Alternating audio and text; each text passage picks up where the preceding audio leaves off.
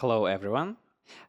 Today is the last, right now is the last talk of today's online day. And in the end of this day, we're finishing our online day of the conference with Andres Sacco from Buenos Aires, Argentina, who is a huge fan of Java and working in open source as well, making some contributions, and actually is also a very good guy who speaks a lot about interesting things, about Spring applications, about how to validate your applications, and is a big and good friend of our conference and already made a lot of talks on Jugru conferences. And he today will be talking about the validation of your application and the logic of your application. But he will not be speaking about general static analysis and analysis of the code. He will be speaking about a little bit different mechanism and framework. I think not every one of you know about these frameworks and components. So he will be telling us this information. Welcome, Andres. We are very happy to see you today. Thank you, Andre, for the presentation. It's nice be part again of this conference. I just forgot how many times I appear on the different conference of the J group, but I think it's more than 4 or 5. Yeah, I think it's 5th already. Yeah, something like this. What you will be talking today about? Okay, many times we work in companies and the different teams define different structure of the projects. And imagine that you work in a team and for some reason the company need more developers or need extra help, and you move into another project. This is the situation. But let me introduce me first quickly.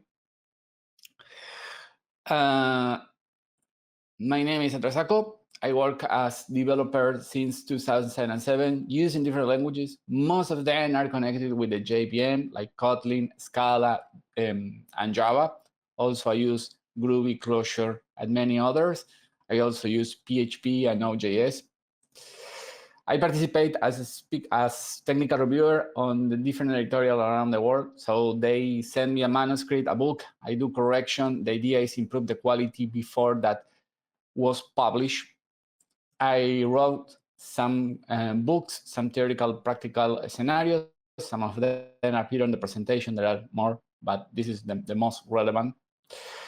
And I participate as a speaker on different conferences. You have my contact information, my LinkedIn, my email, and my GitHub. So if you have any doubts, any question after this presentation, after the QA, please contact me. I will try to help you as soon as possible. So which is the problem in this case? You work in a company which have different teams, which have a large number of microservices, and there are some problems connected with this approach. The first one is that each developer or team could define their own standard. It's like, okay, in my case, I prefer to call or to put in the repositories or the logic related with the persistent in a package with a name persistent. Or other team could say, oh no, I prefer follow the standard of Spring Boot. I prefer create a package with the name repositories. Another one could say, oh, in my case, I put all together. So there is not a standard. Different teams could do the same, but in different ways, which is not a problem. But in the case that you move from one team to another one, you have a problem. Not all the applications use this package name, as I mentioned. Perhaps you have different applications that not follow the standard, or perhaps you create at some point an application many years ago with a different standard, with a different package name, and now you move for another one. So imagine that someone new entering the company, download both repositories and say, okay, which is the correct standard? Because I see two different repositories for the same thing with different structure. So it's confusing for someone that enter or ingress in a team. And imagine if we use different package name, different names for the classes. For someone could be a problem, understand, okay, which is the name or for a class that do the persistent, which is the name, where is located the logic that do the receive the HTTP request and return the response. It's complex, so you take more time perhaps to introduce a little change. And this is a common mistake. Perhaps someone say, okay, why I need to communicate from my controller to the service or the use case layer? I want to access directly to the database. Why I need to pass across different layers? I connect the controller with the persistent layer and skip the other layers. This is a big mistake. But if you don't have something that help you to detect this kind of problem, perhaps someone merge this modification into the main branch. Okay, let me show you some examples to be more graphical, the situation. You have two different microservices, A and B, and you have different package for the same. Imagine, as I mentioned, you want to represent the layer that is responsible to persist the information into a database. The same company, two different microservices, two different teams. So one use the package name repository and the other one is persistent. Which is the best option? I don't know, but you know that there is not a standard here on the different microservices. The second one is, okay, how you declare the loggers. Some of the developers on the microservices A decide to define the variable as a static final, and the other one decide to just declare a variable, not static, not final, nothing. Which of this option is the best? It's depend of the definition that you have in the company. But we are totally agreed that it's not possible that you have different ways to do the same across many microservices that your team have. The other one is, okay, the naming. Imagine that both microservices use Spring Boot and some of the microservices decide to put the prefix as controller. And the other one say, oh no, I don't like the controller in the naming. I prefer put handle HTTP. The idea is more or less the same, but imagine that you download the code and you want to say, where is the controller of this? No, in these microservices have a different name. And imagine that you have another microservices, a microservice C that use another name. So you have multiple problems, and the problems could be exponential depending on how many teams or how many microservices you have in your company. And last but not least, imagine that you want to validate that into the DTO, data transfer objects, you don't have a business logic. But there are some microservices that contain business logic inside of the DTO. The spirit of the DTO is transfer information from one layer to another one, not contain business logic. So these are some of the problems. Okay, which alternatives we have to tackle this problem? Well, first one is more informal. So I have a definition, I think in a definition, and as a team leader, and when someone ingress into the team, I say, okay, in the case that you need to create a microservices, use this package name, put the name on the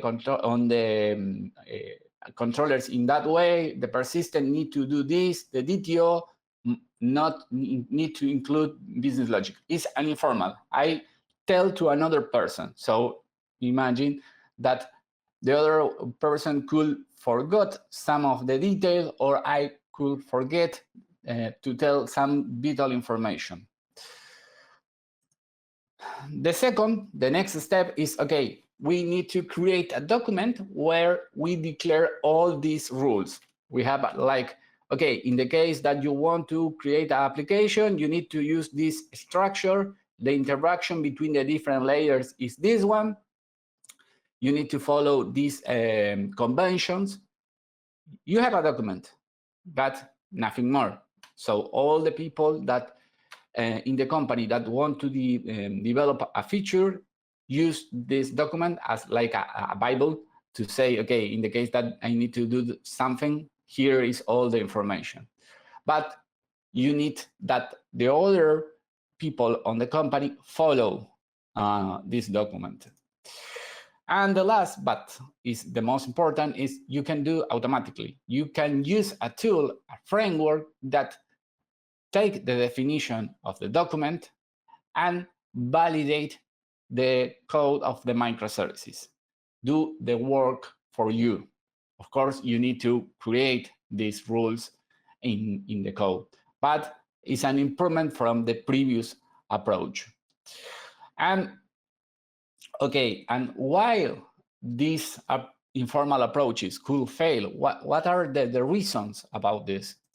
First one, because not all the developers have the same level of experience.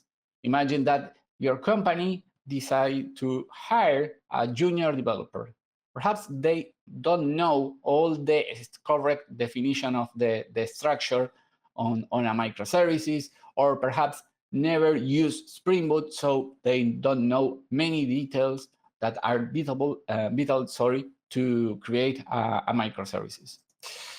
Someone could forget to validate the names, perhaps put the attention or the focus on the details about, okay, the business logic makes sense, the quality of the application, it's okay, the code coverage is up 85%, great, but don't pay attention about the package name, the name of the classes, the name of the attributes. It's something that could happen because we put the attention, our focus in the most relevant part. Perhaps you don't pay attention in the packaging name. And this process implies many times, too much time, because you need to put attention on all the classes, all the interfaces, all the variables. This takes time. It's not like in 1 minute I do or check, I don't know, 15 files and everything's okay. It's impossible. You could forget something. And the rules could change, and perhaps not all the developers, not everyone in the company knows about these changes. So perhaps they say, oh, yeah, I use this rule. No, but there is a new version. I don't check the documentation since, I don't know, or the last time that I checked documentation was the last year. And I suppose that there is not changes. This could happen too. Okay, which alternatives are to solve this problem in a way that you do automatically? Well, first one, PhD. The second one, check style, ArchUnit, and findbugs. And ArchUnit have different name depending on the language. In the case of .NET is ArchNet, and there is another alternative like Conicis from Kotlin, but more or less have the same spirit of the libraries. But let me explain a little about the difference about all these alternatives. Well, ArchUnit write or create unit test is not a static analyzer like the other ones, like PMD, check style, findbugs. So you create a test, a unit test, and you run with, imagine in the case that you use Maven is like NVN test, and you use in the same way. All the tools give you the possibility to check or detect problems on the source code. So there is not difference here. All of them at different levels, but provide this possibility. You have the possibility to create custom rules in all the cases, so there is no difference again. Here appear the problems. In the case that you want to check the package name and the structure of this package name, ArchUnit is the winner. The other alternatives don't provide you the possibility to do it. Not in a simple way. Perhaps you can do it, but it's so complex and you need to spend too much time to do it. And the winner, again, in the case that you want to find problems on the architecture, is ArchUnit. In the case that you want, okay, this is my structure, or these are my layers. I want to show you how interact the different layers. With ArchUnit, you have the possibility to do it. With the other ones, it's not possible. In the case that you want to check the file's name that follow on a standard, like, okay, the loggers need to have this name and use these modifiers, with ArchUnit, you can do it. And all of them have a great community about different articles, books, or talks, like this one. So you more or less, they're not different here with this situation. Okay, so what do ArchUnit? You can define the rules to validate the structure of my project, the naming conventions. You have the possibility to write as a unit test. This is the most relevant part, because you can include in a pipeline as a step, or the unit test step, or a new step. As I mentioned, you can split on different profiles, which is the recommendation. Try to create different profiles, one to validate the architecture and another one to validate the business logic with the unit test. Behind the scenes, it's the same. ArchUnit represents a unit test, but the purpose behind the scenes is totally different from a unit test. You can create your own rules in the case that something is not covered with this library. In the case that you want, imagine, I want to check that no one use a do while inside of my application, and you want to restrict for some reason that I don't know, but you can do it with ArchUnit. This kind of things with this level of detail, you can do it. And here is one of the problems. When you create a unit test, as you can imagine that you have the same unit test across many microservices. So you copy and paste the code, which is not a problem. But imagine that you need to copy and paste the same rules, and some of the rules change. You need to replicate the change across different microservices, which is not a good idea. So the approach to solve this problem is, okay, I want to create a library which contains all my definitions, and I share with all the people in the company. Use this library with the definitions about the architecture. You have here the link to the library in the case that you want to access, and it's possible to use with other languages like Kotlin and Scala. Okay, how is the syntax of this library? In this case, I want to check if the structure of my project follow on a standard. I declare, look this, the first thing that appears is an annotation, arch test, which means that, okay, this is a unit test to validate the architecture of my project. And I declare that I want to check the layer architecture. My application have a structure of layer. It's different if you have a hexagonal architecture. You only need to change instead layer is hexagonal architecture. And I say, okay, consider all the classes, everything inside of the project. And after that, I declare the possible layer that exists on my application. So I declare that there is one layer, call it controller, which have or receive all the logic in this package name, the same with the documentation, and the same with the repositories and the services. Great, I declare only the layers. And after that, at the end, appear where layer, and at that point, I say, okay, layer controller, anyone could access directly.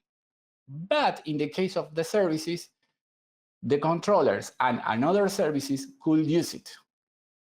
And the repository only be accessible for the services. So with this approach, I solve the problem that someone decide to communicate from the controller to the repository. And in the case that this rule is not okay, will appear the message that appeared on the because there is some rule related with the interaction that it's not okay. And imagine that you want to check the loggers. I show you at the beginning of the talk. So there is a way to do it. I say, okay, all the fields that have this specific type, logger class, should be private and should be static and should be final and should have a name. And in this case, I put arbitrary the name logger in uppercase. But if your company have another standard, it's okay, you can modify. And in the case that some of these conditions that appear on the rule is not okay, will appear the message on the because. Great. And let's see another example.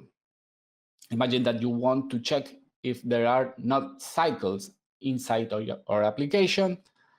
The test is more or less the same that the previous one. You say, okay, check all the classes, all the files that exist on some specific package, and check if there is not cycles, like appear on the image that appear in the presentation. And in the case that something is not okay, you have the message that appear on the because. What implies the use of ArchUnit? Because, okay, I show you the structure, I mentioned the benefits, but what things you need to consider? First one, someone need to define the rules. Someone in your company, in the architecture team, in some part, need to create the document, and after that, create this rule in the source code. You need to externalize at some point in a library and explain to all the people that in the company say, okay, this is the benefits of use this library. Imagine all the problems that we can reduce with the use of this library.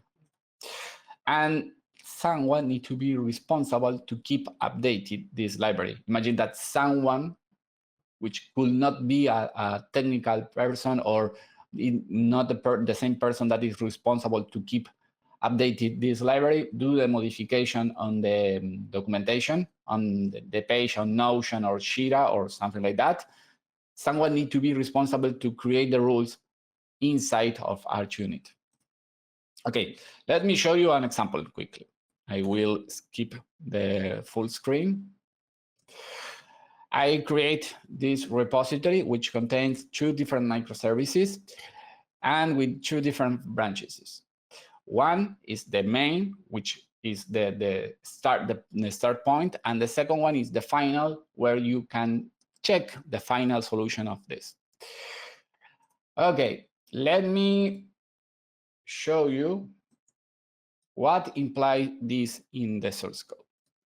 The first thing that you need to do is add the ArchUnit dependencies. So I go to the end of my here on this of the project, and I add the both dependencies. One is the related with the core ArchUnit JUnit 5, because this library has support for JUnit 4 and text ngn. And here is the API. I need to include also, which is totally necessary, the version, because I create a property here, and I will refresh this one.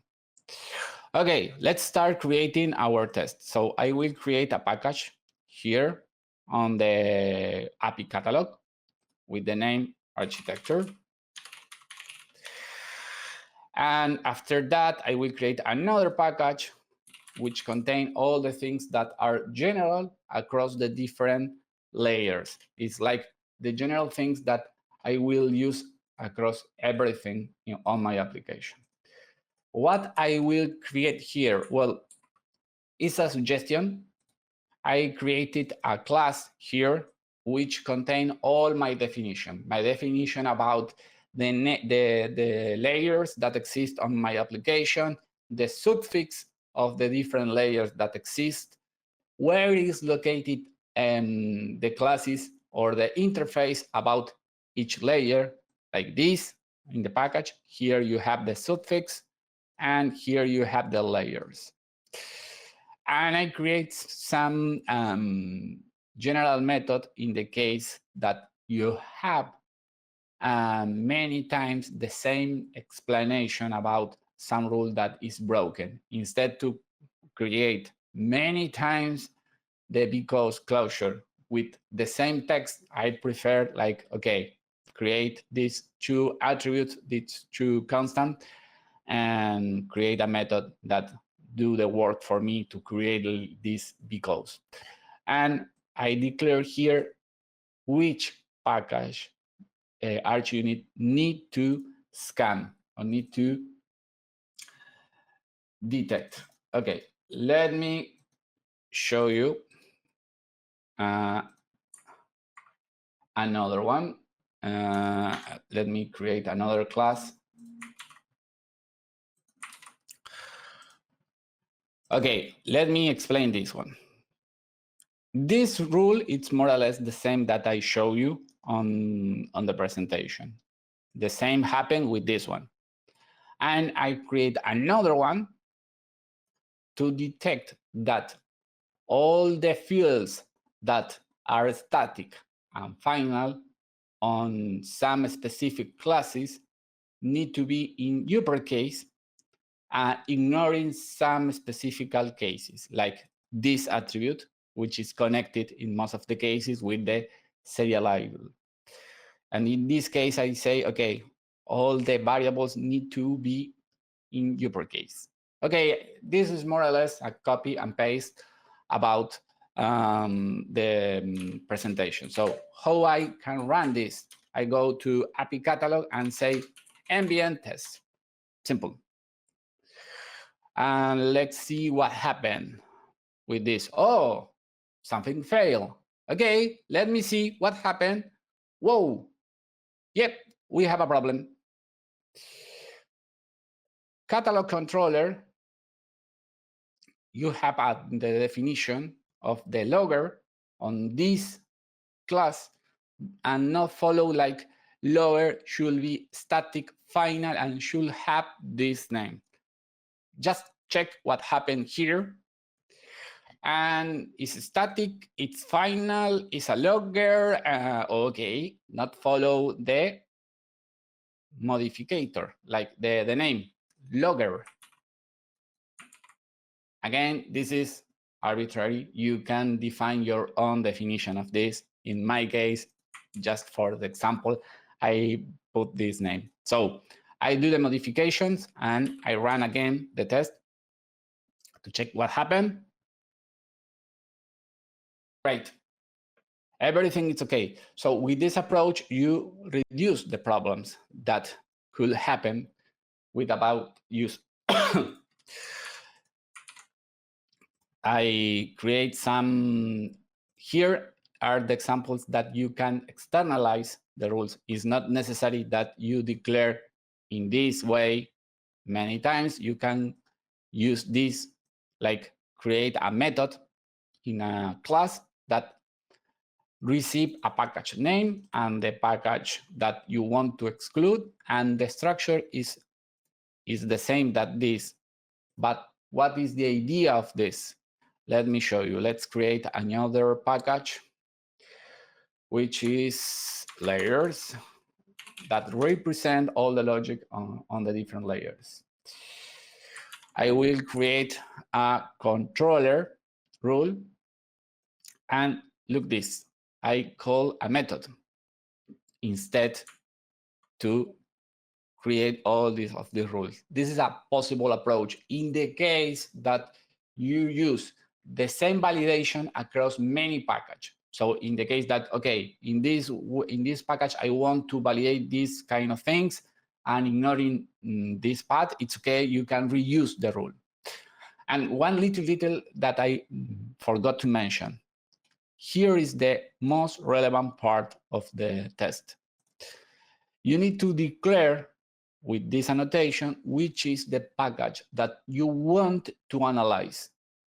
This is a variable, remember, that represents this package. And I will say, okay, please now take into the consideration about these rules all the tests, all the things that I created, please ignore. If I don't use this, what happened? ArchUnit also check my test with the same rules. Okay, let me show you what things I created here.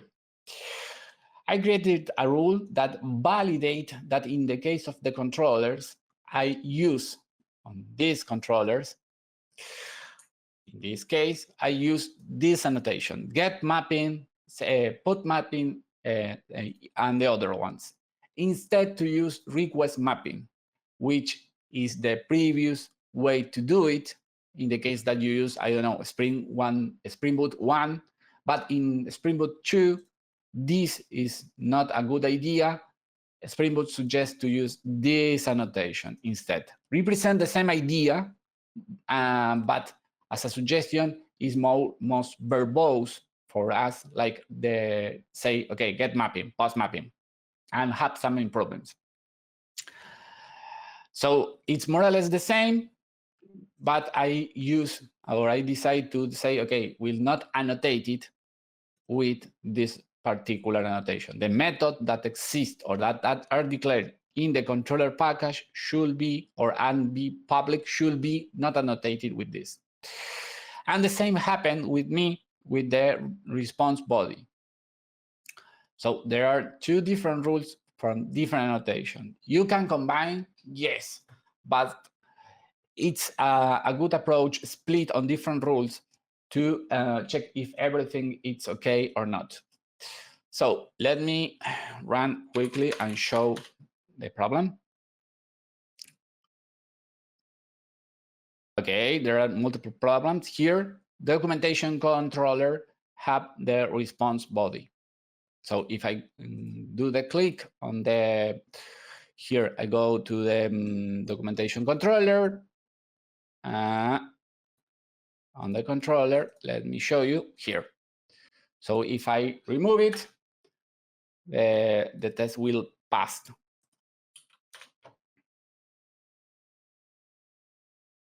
Just a couple of seconds. Yes, everything is okay. So you can create multiple tests with this, but the problem that we need to solve here is the distribution of this rule, because as I mentioned, one approach is like copy and paste all my rules on the API reservation, but it's not a good idea because I have duplicated the code and across many different projects. So a good idea is create a library. Let me show you quickly the solution. It's a Java library. There is nothing strange on this. I declare some properties here, ArchUnit, JUnit, the engine, and another one, Genesis, and ArchUnit. And this one is the plugin that solves all the problems. Until that, there is one plugin that is developed for the Société Générale, is a bank on France.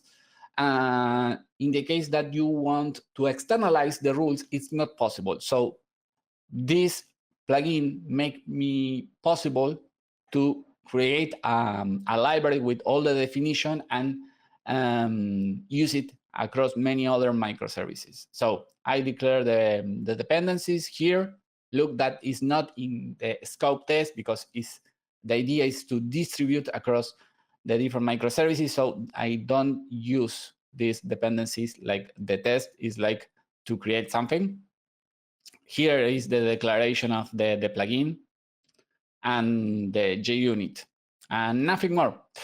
And the source code or the validations, it's more or less the same that we created on the API catalog. Here I have all the definitions. There is nothing strange. And in the case that you want to create a rule, there is a little difference. You need to create a class for each rule that you want to create, and this class need to implement ArchUnit test, and specifically this method, where you indicate which is the package to analyze, which path you want to exclude, and the scope, if it's test or just everything inside. And the structure is the same. There is nothing changed. So you can create, for example, in one project, validate that everything is okay, and after that, copy and paste here. And you can do a MVN package or perform and upload this library to some repository like Nexus. Let me show you, just to finish, the modification that you need to do in the POM file of the other microservices. I declare all these variables. One is related with the same plugins that I use in the other in the library, ArchUnit, and my library. So I create here at the end a new profile to run in a split profile, and I declare all the rules here, because a good approach is enable one by one in the case that you have a legacy project. In the case that you don't have a legacy project, you can put like this, and this will use all the rules inside of the library. And here I declare on the plugin all the dependencies that I need to use. So how I can run this? I go to the other microservices, and I will say ambient test. I put AT for ArchUnit test. And look this. This project has some problems related with the structure. Some package name, so I create another rules also, but some of the package or some of the classes not follow the suffix. So I create a rule, I distribute. There is nothing related with the test or the ArchUnit test here. I don't create nothing. I just import my library with all the definition. So as you see, you can create different rules. Let me summarize my idea. Some best practices about the use of this library. First one, create a document, please. It's not just I will start to use ArchUnit, create my own definition. No, the idea is that you create a document with other people on the company and say, okay, the best approach to, or the best naming for a controller could be this one. The best naming for the repository or the access to the database could be this one. You need to do this and this and this. Defining a document, discussed with your partners, and not create the rules because, I think this could be a good idea. No, this approach will fail. Define a prefix for each layer. In the case of the controller, this one. In the case of the persistent, another one. Define the interaction of the between the different layers, as I show you on the presentation. Create custom rules in the case that you want to validate some strange thing, like, as I mentioned, don't use the do while or another thing. Externalize, create a library, as I show you, and import on the different microservices. So you reduce the possibility that someone imagine that, this rule, it's not okay. Well, I delete it. No, it's a good approach. Okay, I will omit for now because my code is legacy and it's not okay that I check or I do a modification across many other resources. Enable one by one, be incremental with the use of the rules, not enable all together at the same time, please. And there is some additional resources. Here are some books where you can find more information about the use of ArchUnit, best practices of the definition of an architecture. And there are some blogs that you will have more information about ArchUnit in particular. And in the case that you want this solution, find in my GitHub on my repository. As I mentioned, I have both the initial and the final solution, so you can play with the source code and do more or less the same that I do and check what happened with this before to do it in your company. So that's it. And thank you for listening to me. Thank you for a great talk, Andres. Actually, very interesting. And you know, that was very surprising for me. Maybe even you do not know about this, that Spring is right now using ArchUnit. And do you know how they use it? They use it in Spring Modulith. I was very impressed by this. They are using it in their business logic. So they build Spring Modulith not like a test, not like a validation tool, but also as some kind of business logic. They use the processing mechanism of ArchUnit for writing this application. So this is already a part of Spring application. So this goes very good. And I didn't know about ArchUnit actually like before your talk. So that's interesting. We also got several yeah, go on.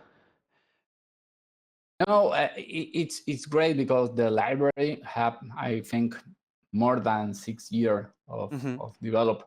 So there is using across different companies.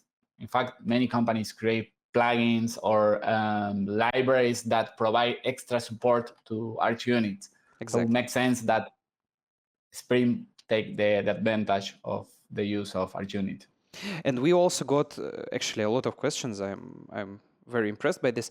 First question is about, and actually very good question, and actually a very good idea for me as well to make an open source contribution.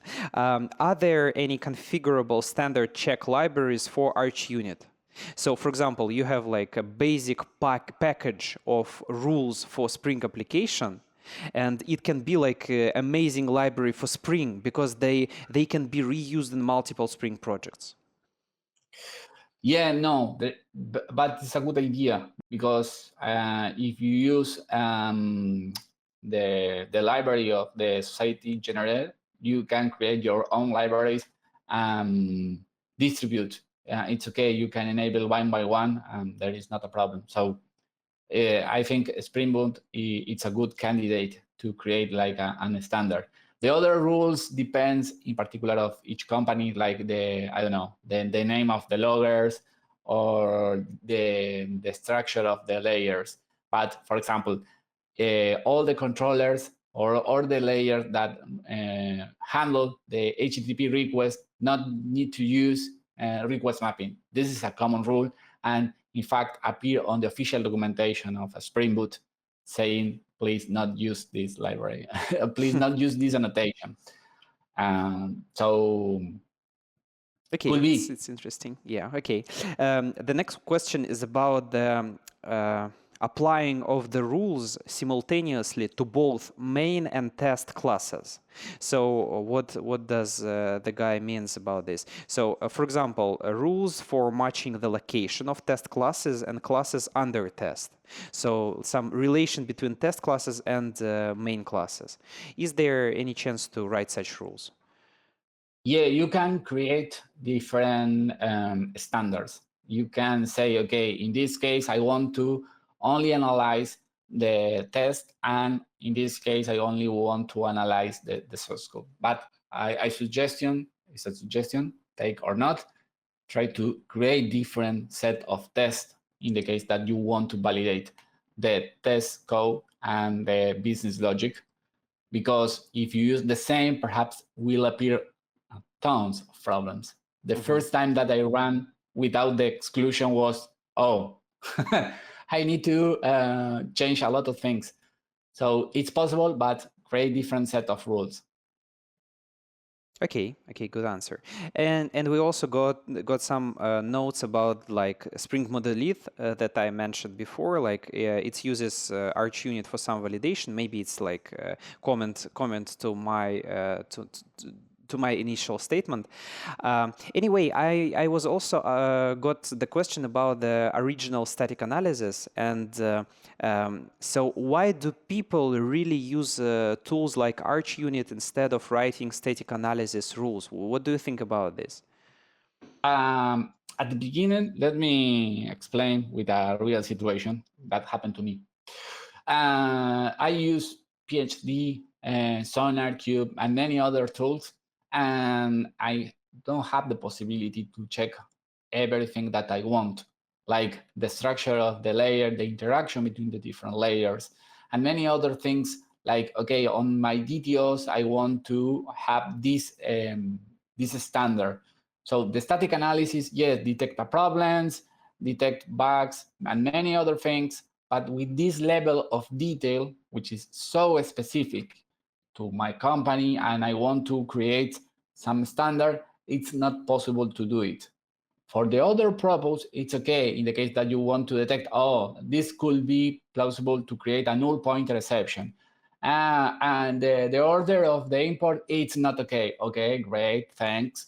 You use a variable that never use it across the class, great. For all these kind of purpose, the static analyzer works incredible. You can check or you can use whatever that you want. But for the purpose to run like a unit test and enable one by one with this level of detail, I think it's not possible with the other one. For me, as a developer of static analysis tools, I feel like when I'm looking at the examples that you were showing before, I would like to say that this kind of framework is much easier to use because you can much easier write tests on this kind of framework than to write tests on, not tests, but rules on static analysis tools. Because for static analysis tools, you need to understand how graph works, how CPG graph works, control flow graph works, AST, how to build it, how to manipulate with this, and so on. So also it's I think a good answer to this question. Okay, I think we are finishing with the main part of the talk. We will have a discussion zone in 5 minutes later, so you can ask the remaining questions if you wish to Andres Sacco in this discussion zone. And thank you for listening, and see you next time. Bye bye. Bye.